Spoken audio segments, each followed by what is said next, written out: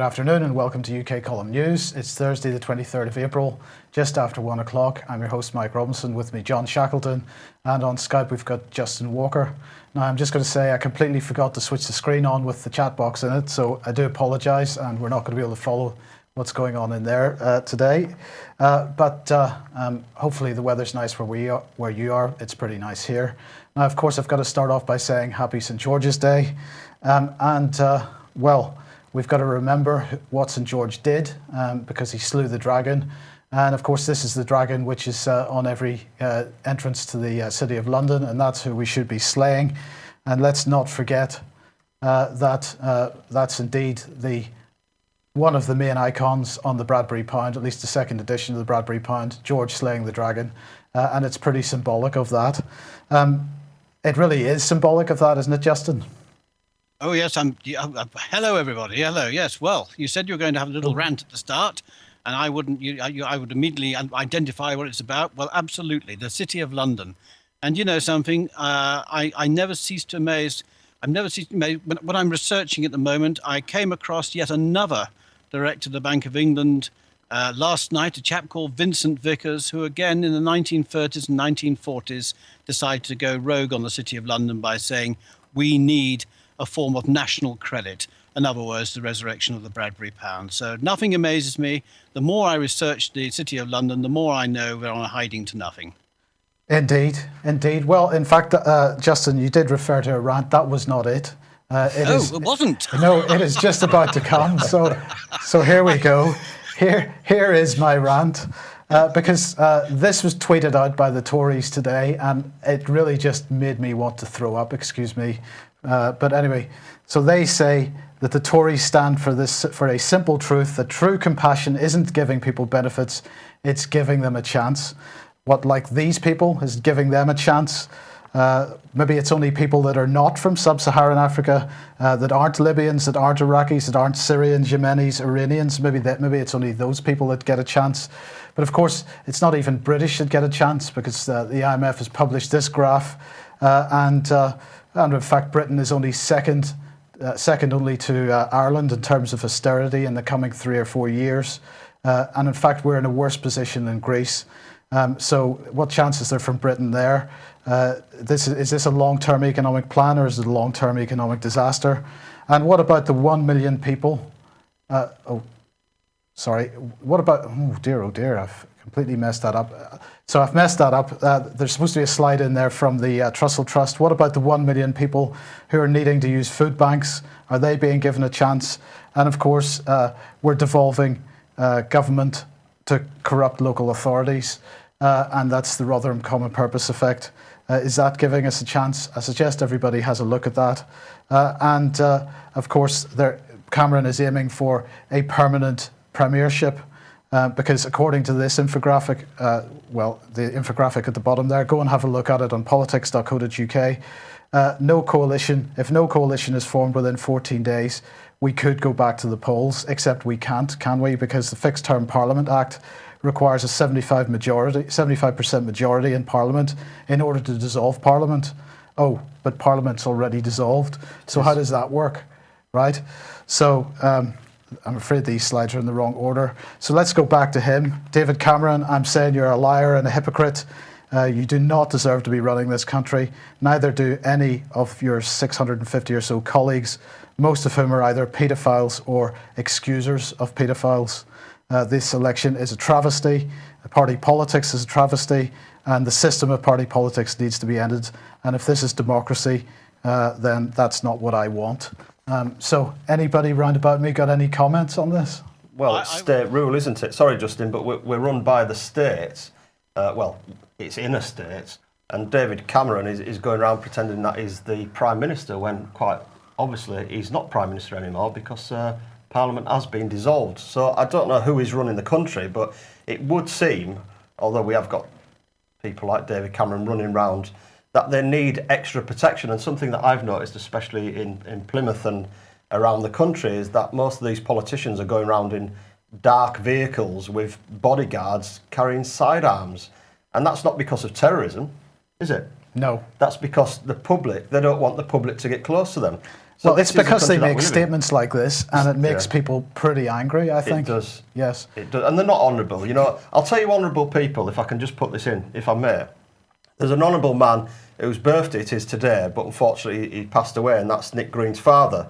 And he used to be part of the Bletchley Park Squadron, you know, served in World War II. They're honourable people, you know. Let's bring back these honourable people. There should be, I think we've discussed it, me and Justin, in the past. There should be tests. They should be tested, shouldn't they, Justin? Yeah, it should. They should. They should be checked for their integrity and the ability to do the job. But can I just say that it was the day before yesterday I was sent a video which I'd seen about 2 years ago when they removed Gaddafi, and it showed Gaddafi in a convoy of vehicles with him up there waving his arms, and all the people on the streets of Tripoli waving their hands and clapping and everything else. And basically the video showed all the things that he'd done for the people of Libya. You know, we know about him giving out debt-free money. We know about him giving thousands of dollars to newlyweds to make sure everyone had a house. They had a health Basically, service that was better than they had a ours, health Justin. service, everything. Yeah, they had basically. They were well, by far the most advanced country in Africa, and certainly almost on a European par. But we've bombed the hell out of them. Cameron's bombed the hell out of him. Obama's bombed the hell out of him. The French and everyone else. They've left the country in a total state of anarchy, and now they're basically having to put up with the results of that. I mean, it's criminal. These men should be on trial at The Hague because they have destroyed a country. They were destroying it for their masters, the global bankers, because we know the first thing the so-called rebels did in Benghazi was start a central bank, which was then going to come under the sway of the Bank for International Settlements. So, yeah, disgusting. Right, now, I just want to show... Hello, Rory. Justin. Hello. I hope you don't mind me filming you, but It's all right, Justin. unfortunately, Back again. I'm back again. Yeah, this is a because continuous 5-year thing. I Let's have a know, little I know. conversation with it. I think you look rather good. Hello, Justin. Hello. Again. Nice Yes. to see you. Nice to see you. Continuing 5 years. Nice to Yes, see you I back know. again. And do you think you might be able to answer? Now, of course, we showed that on Tuesday, and I just wanted to show a short clip to remind everybody. Justin, how did you actually manage to do that? Because surprisingly enough, Rory Stewart doesn't seem to be surrounded by bodyguards at the moment. Well, this is the interesting thing. I managed to find on the web where he was meant to be meeting in Appleby, and it was meant to be a meeting to meet the local people in Appleby. And I thought, well, I'll turn up because I'll soon know when he arrives, because there'll be a convoy of 2 or 3 cars covered in, Vote Conservative posters and Rory Stewart posters and everything else. And I thought, well, I'll just sit on this little bench opposite the pub and I'll know as soon as they've arrived. Well, I was waiting and waiting. And then suddenly I saw this chap slip across the road in his blue jeans and blue shirt. And I thought, my God, that's Rory Stewart. He's going into the hotel. So I followed him in, and he got waylaid by those 2 people you see talking to him about basically nothing at all. And then I managed to get the camera going, and brand new cameras. I didn't know how to use it properly. And I was all over the place. But I thought, here goes, let's go in.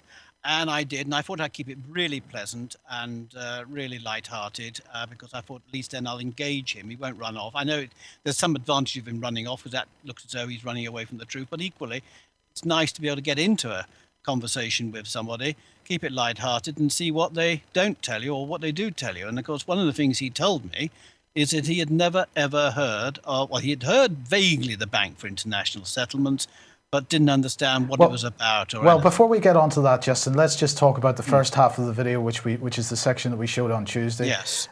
Because your question to him over an extended period, actually, he says 5 years. I don't think it's quite that long. It's 3 years we've been trying to get this question out of him. Yes. Right. So you've asked the question, is he entitled to a private political life in the Yes. sense that he is engaging with various think tanks and globalist bodies and doing so in secret, never telling anybody what the discussions that he's having.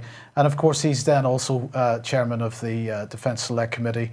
And so we do not know what kind of conflicts of interest are there. Now, his argument is that he needs to be able to have private conversations in these settings because otherwise people would make fun of him or something. Is that what he was saying? I just the whole thing sounds quite bizarre. He's looking for intellectual rigor, I think the phrase you use or something.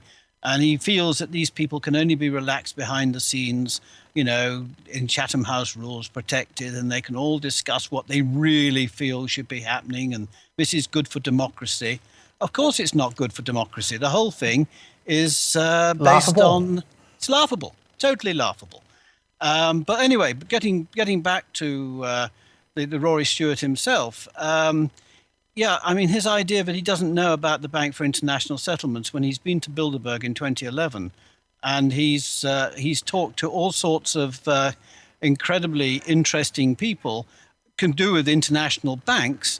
I find it quite incredible that he has never heard of the Bank for International Settlements. He knows all about the IMF, I'm sure, he says, but he knows all about the World Bank. But for some reason, he doesn't know about the organization that's responsible for overseeing 95% of the world's money supply. I find that very strange indeed. So are you going to continue to pursue this question? Oh, gosh, yes.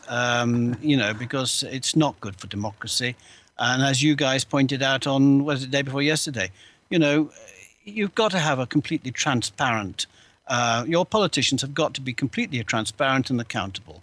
You can't have them waltzing off with people with vested interests who are powerful enough to form global agenda and basically use our politicians to pursue that agenda, and we're all left completely in the dark. It's just diabolical. So the answer is yes.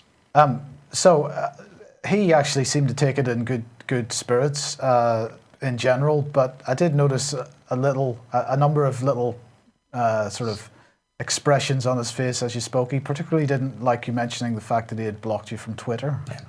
No. Well, that's I don't think I'm the only one there. But the thing I did notice is when I mentioned about the fact that it could be that the armed forces could go, or the army could go as low as 50,000.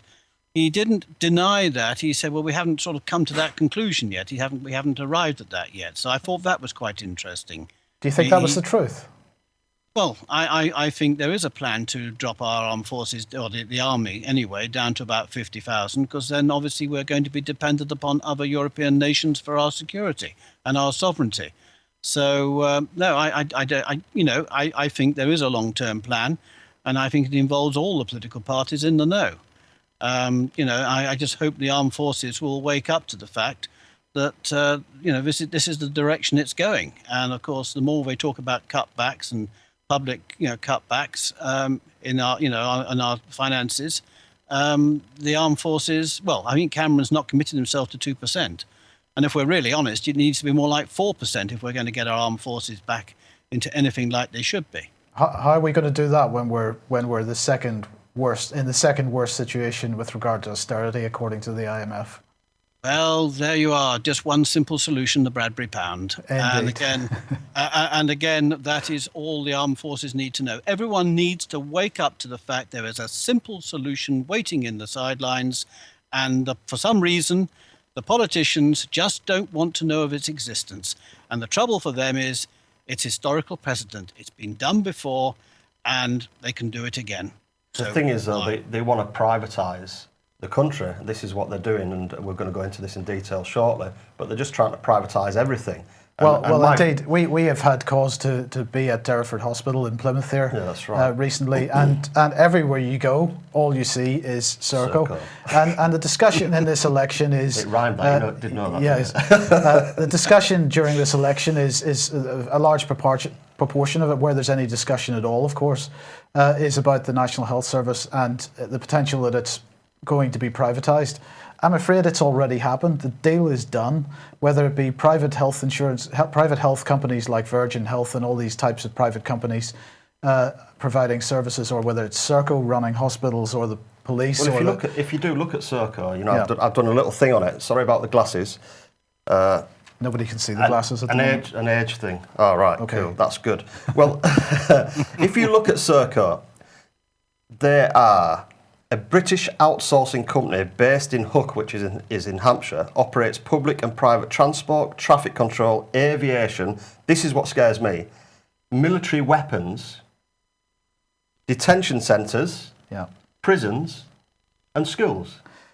And I'm just going to say, if anybody isn't aware of the scale of what Serco does, do have a look at this video on YouTube. Just do a search for the biggest company you've never heard of. Of course, most people have heard of Serco now because, aside from anything else, they and G4S were actually banned from taking on new government contracts for quite some time in the middle of 2014 or so because of because of course they run prisons, and one of the other things that they do is they tag prisoners, and in this case they were claiming money from the government for prisoners that weren't tagged, didn't exist, were dead, and this kind of thing. So, but do have a look at that video, the company you've never heard of, if you haven't seen it already. And also look at their shareholders and look into them yourselves and do your own investigation into it. And if you can, please be a bit proactive and ask your local MPs and the government why you're privatising the country. Yeah. Now, Tom Crawford, many people will know, is the gentleman whose house has been saved a number of times, well, twice now, by lots of people turning up and preventing bailiff action as a result of alleged corruption by Bradford and Bingley, in that they changed the terms of his mortgage without telling him, and then when he thought he had paid the mortgage off, they claimed that he still owed £30,000 or £40,000. Bearing in mind that he paid the mortgage off 3 times over. Right. And they wanted him to pay it yet again. Right.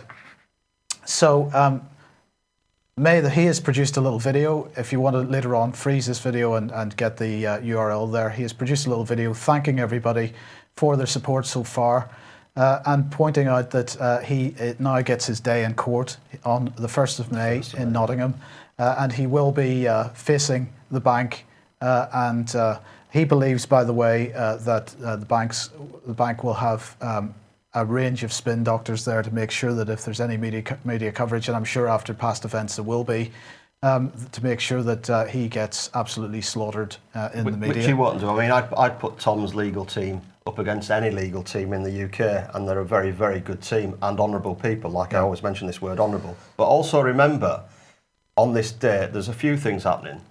You know, we'll bring a slide up in a second, but there's also, actually, we've already done it. Ye old trip to Jerusalem. This is built into the castle wall, so it's quite an interesting. Into the castle walls. Yeah, it's an interesting inn. It's an interesting. We're not allowed to call it a pub, apparently. Right. Okay, we're not allowed to call it a pub. Okay, so we're not allowed to use certain words anymore.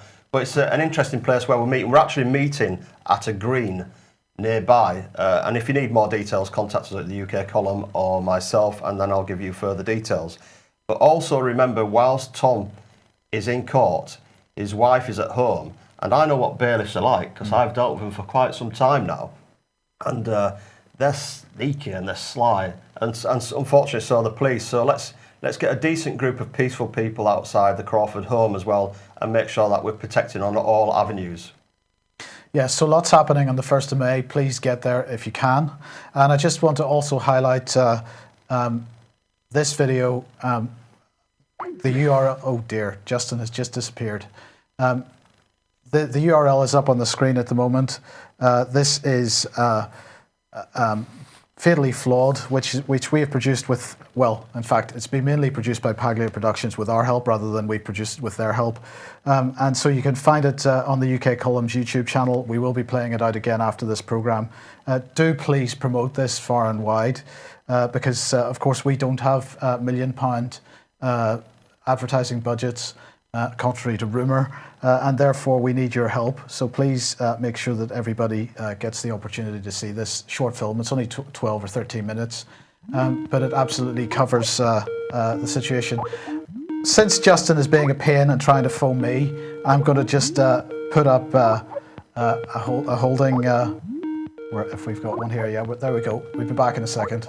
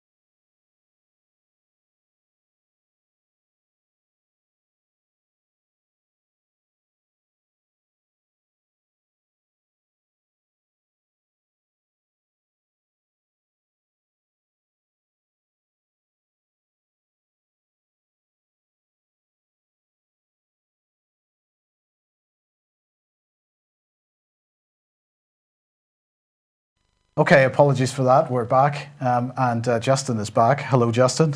Hello again. I don't know what happened there, but this is what happens when you live in the joys of the countryside. Suddenly things go bump.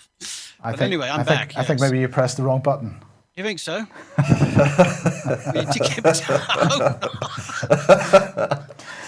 Right. Look, while Yes. we're here, I just want to also highlight the 60th anniversary conference once again for the National Health Federation, which we support, and also just before we come back to Justin, if we could just highlight AV6 as well, and this will just take a minute.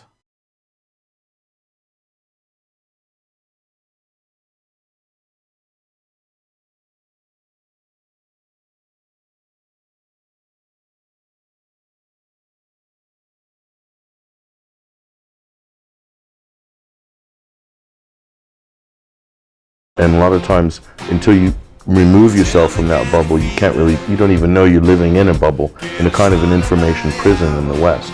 But these guys have got a lot of money, and we complain about McDonald's and all that sort of thing. Do you know why they've got so much money? Because we fucking buy their shit. So it's time to stop it. People say to me, where do we go? What's the first step? Stop supporting the companies that don't give a shit. Be who you are. Don't police your thoughts and don't police your expression. Express yourself, but work for something positive. Express yourself in a positive way, Create a better world because you're in it. Now, what is your legacy that you leave behind? Is the world better because you were here?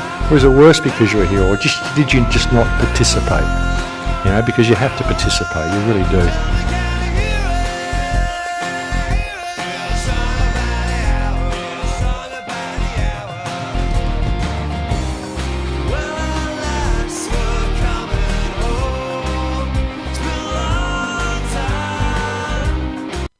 Right, so do get along to AV6 if you can. There'll be lots of very interesting people there. It's always a good audience, excellent opportunity for networking and so on. Right, Justin, we wanted to move on to Greece, Yes. and the situation in Greece seems to be getting, it's not moving forward in many ways, and in other ways it seems to be moving forward in completely the wrong direction, because they're now attempting apparently to steal money from pension funds and so on. Yeah. Well, there's been various articles up this week about Greece, and in fact, I've got them here now. And it says Greece requires public sector entities to transfer cash balances to the central bank, to the Greek central bank. And of course, we know the Greek central bank is, of course, part of the Bank for International Settlements. What they're trying to do, they're claiming they're trying to do a repayment. I can't remember the exact amount, but they're trying to keep the IMF happy. But I think what we're starting to see very clearly is that Syriza and Alexis Tsipras, the Prime Minister, and his right-hand financial guru, Yanis Varoufakis, these people are not working for the Greek people. These people are working for the bankers. And I think there's going to be a huge backlash amongst the local communities in Greece, who are starting to see their money disappear into the coffers of the central bank, which will then disappear to the IMF. And it's going to increase the appalling austerity in Greece. And I can say, there's talk on some of the chat lines of Greece starting to descend into chaos, potential civil war, perhaps. But what they're saying is they're basically handing the whole thing to Golden Dawn and the extreme right. This is the big danger, because this is exactly the type of thing that's happening in Ukraine for different reasons as well.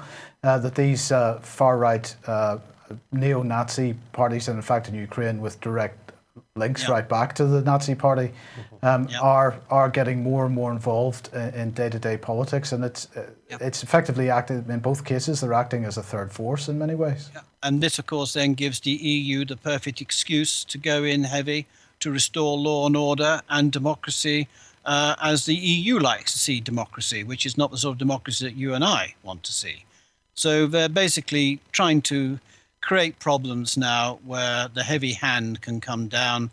And, and the solution, of course, to the Greeks is so simple. Just like with the Bradbury pound, it could be a debt-free, interest-free drachma created on the basis of the nation's wealth, and of course issued by the Greek treasury.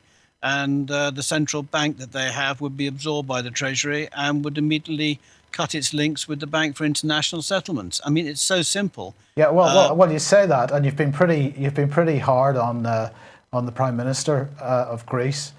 I mean, is it that? I mean, it is that simple in principle, but actually in action, what risk do you think he would be taking to actually go ahead and do that? Well, of course, we have to look at historical precedent and say what happened to Abraham Lincoln, what happened to John F. Kennedy and others. And of course, we can't prove for certain it was to do with money. But certainly a lot of people are pointing their finger at the City of London and others who had vested interest to make sure that Lincoln and Kennedy didn't go through with their actions. Yes, you could argue he's putting his life in danger. But just to get the message out to the Greek people, because like with the British people, they just seem to think, well, if our expenditure outweighs our taxation, then we have to borrow. And that's what, that again, just as we are discussing in Britain today, all the four parties are discussing the economy, and they're all talking about, well, if our tax receipts do not come up to what our projected expenditure is, we have to borrow money from the private bankers, from the financial sector, from the City of London, etc. Well, the fact is that they want to create debt, and why do they want to create debt? The simple thing is control, and that's where we're at. So, as I said, from two angles, it's obviously controlling the Greek people completely, but also driving them in a way that's going to trigger extreme actions, which will again give the other side the excuse they need to basically do an EU lockdown on the country. Okay, well, let's move on then. John, the Hound of Hounslow, what is going on here? This is quite an interesting story that I picked up on today. It is something that I've looked at before, but I wanted to read the detail because it's a little bit confusing. This is a trader, and he was trading on the American stock market. Now, the reason it's called the Hound of Hounslow is because he lives in Hounslow, which is in the UK, in a semi-detached property. Now, he's been accused of causing a 570 billion US share crash from his London property. So he was a day trader, he was an independent day trader. That's right, an independent trader. Right. And they are suggesting that he made 26 million in profit, and they don't know where that 26 million is. Well, how can you make profit from debt? A bank will let you know how they can do that. But he faces, he's in Westminster Magistrates Court at the moment, so if you want to follow the story, feel free to do so. But he faces 380 years in a US prison.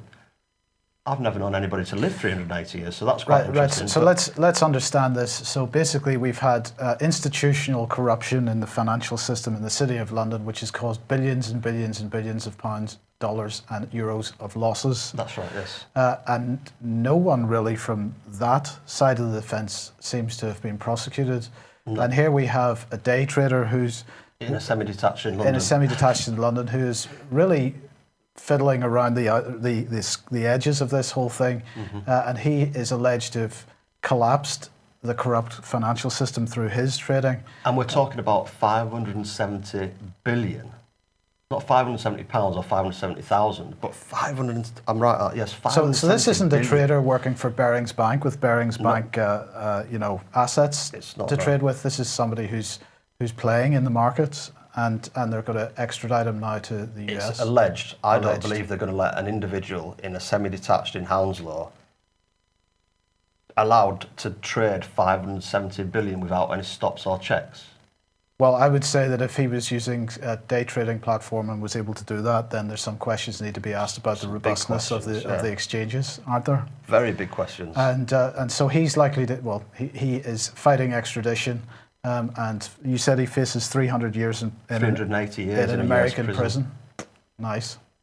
Interesting. Okay, well, let's move on.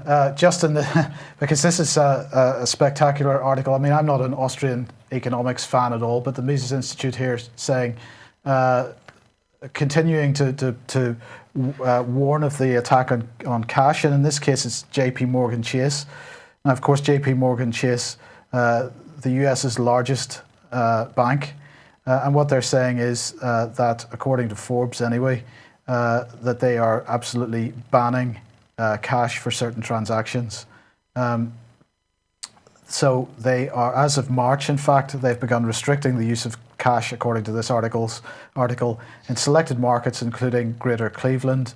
The new policy restricts borrowers from using cash to make payments on credit cards, mortgages, equity lines, and car loans. And they even go as far as to prohibit the storage of cash in safety deposit boxes. And in a letter to customers dated the 1st of April, perhaps it was an April Fool's joke, they said updated safe deposit box lease agreement, and one of the highlighted items reads, you agree not to store any cash or coins other than those found to have a collectible value. So this is another story. I mean, we've had a few of these in the last couple of weeks, Justin, where cash is absolutely being attacked. Yeah, well, as I said to you last week and the week before, we're galloping towards the New World Order. We're galloping towards the Orwellian, Orwellian shutting down of our democracy and everything that we hold dear. And the idea that we're just going to have electronic money and that cash disappears off the scene, so that if you need a loaf of bread or a pint of milk and they deem you not to be creditworthy and they pull the plug on you, but it's not going to work, because let's just remind ourselves what money is. Money is simply a convenient unit of exchange for goods and services that people have complete confidence in.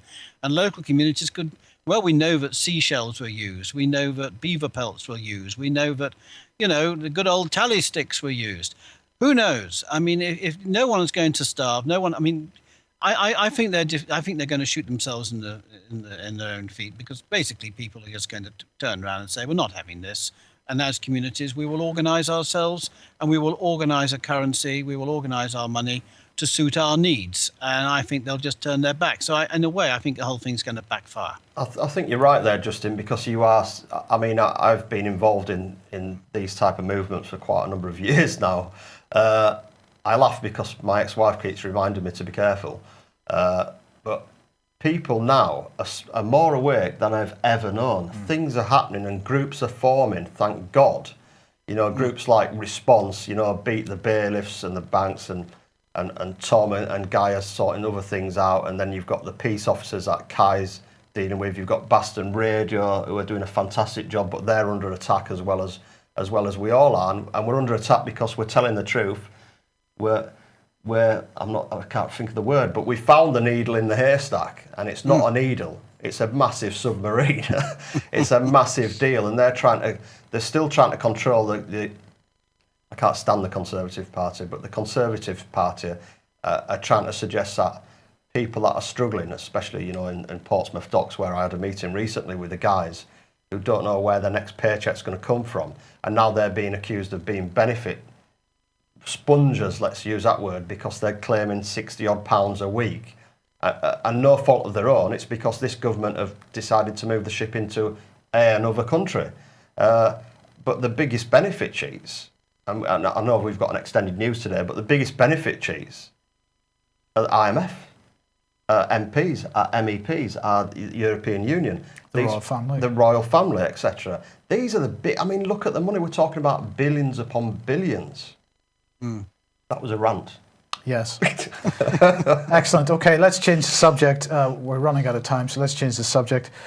Hillsborough, there's an appeal now over the Hillsborough disaster to find people that helped victims. This concerns me. I have a lot of time. I've got a lot of friends that are in Liverpool, not only just Liverpool fans, but Everton fans, and I better bring that across, or I'll be told off by a few very close friends. It's a shambles, right? So we've got this picture here of people that they want to identify from back in the it was 1989 actually. Hang on a second, wasn't it the police that created this problem? And reading the stories, and it's going through the courts, so people can easily find information via the Guardian, the Telegraph, or wherever. In court, it was heard that the Freemasons colluded, this is a fact, this isn't a theory, colluded with the police to hide key evidence. First question, why? Now, a senior South Yorkshire police Freemason orchestrated a Masonic conspiracy to shift the blame. Why is he shifting the blame? Who's saying that? Well, this is what the judge said. Right. This is directly from the judge, and the judge has basically said that the Freemasons have orchestrated this and they're hiding information. Big concern. And then all of a sudden, I read today in the Guardian that they're looking for. They're never going to find these people. So why are they looking for these people? Well, you tell me. It's a distraction, as far as I'm concerned. Right. I believe it's a complete distraction. You know, the word inside the police force on that day was Freemason officers held a meeting to blame a superintendent of police. So, you know, if you're watching this programme, and I know for a fact that the police do watch us, if you're watching this programme, Superintendent Roger Marshall, you know, we've got a picture of him somewhere, this guy was blamed for the Hillsborough disaster. Yeah. So they tried to blame it on the people, failed. You know, the Sun tried to blame it on the people, it failed. The police tried to blame it on the people, it failed. So now they're turning on themselves. This is what it looks like to me. Right. Okay, let's move on. Stephen Glover. This is an interesting article, and I suggest that everybody goes and look at it. After Lord Janner, I now believe the establishment does shamelessly twist justice to protect its own. And he starts off by saying, there was a time when I regarded the idea of an establishment cover-up with a pinch of salt. Was it really plausible that the powers that be could act in concert over a prolonged period of time to suppress the truth? Even if they attempted to do so, surely some decent person would sooner or later speak out or inform the press. It seemed unlikely that evil on a vast scale could be concealed more or less indefinitely in what is supposed to be a free and open society.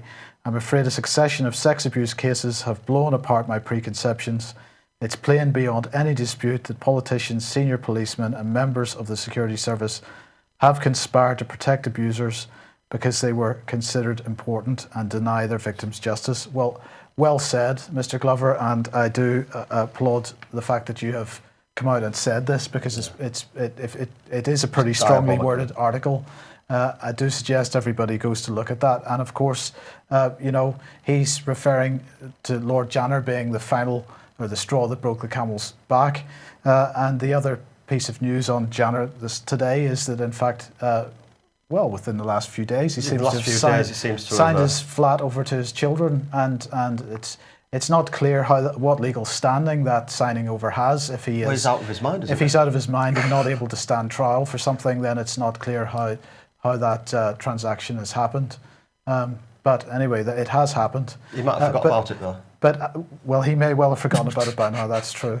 But of course, one of the mechanisms for cover-up that has been absolutely time and time again with regard to the child sexual abuse scandal has been that documents have been destroyed or they've just disappeared. And so I just want to finish off with this article from Farmers Weekly. Do have a look at it, because this is referring to the scandal in the 1990s where organophosphates were used in sheep dip. The farmers weren't told. They were even getting into these tanks in order to dip the sheep. And of course, farmers, as a result, in some cases were suffering severe depression. Some cases they were committing suicide. They had other major health issues. And this scandal has been going on, never resolved ever since. And now the Health and Safety Executive report, which detailed, what's being described here as concerns, but I would maybe use a stronger word. But the Health and Safety Executive report has apparently been destroyed. So what's going to happen at this point, bearing in mind some of the people involved are now dead? Are they going to reinvestigate? I don't think so. Well, by the way, this is the article. It clarifies very clearly that the government, the scary thing again, the government knew. Exactly. And then the documents have disappeared. Is there other cases that happens? Surely not. And now, constitutionally, of course, government is supposed to be there to protect the people. That's right. Yeah. But this doesn't seem to be the case. No. So, anyway, we will end on that. Justin, have you got any final comments before we go? I would just like to urge people to get those cameras out. We've got 2 weeks of hustings left, and there are many people. I mean, I know, for instance, we've got George Osborne in his constituency, which is in Cheshire. People like that. We do need to challenge these people on the Bradbury.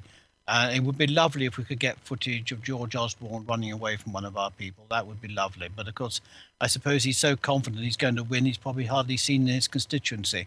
But I would like to think that towards the last week of the hustings, they will actually return to their constituencies. And that would be nice if a flying column of some description could perhaps find him and ask him about the Bradbury and why is it he can't do that, and why can't he resurrect the Bradbury? Yes. Okay. Brilliant. Thank you, Justin, very much. And we will see you all tomorrow with our usual report from Scotland. And will you be here tomorrow? I will be, yes. Excellent. So we'll see you tomorrow. Thanks for joining us. Apologies again for the technical problems. Thank you. Bye-bye.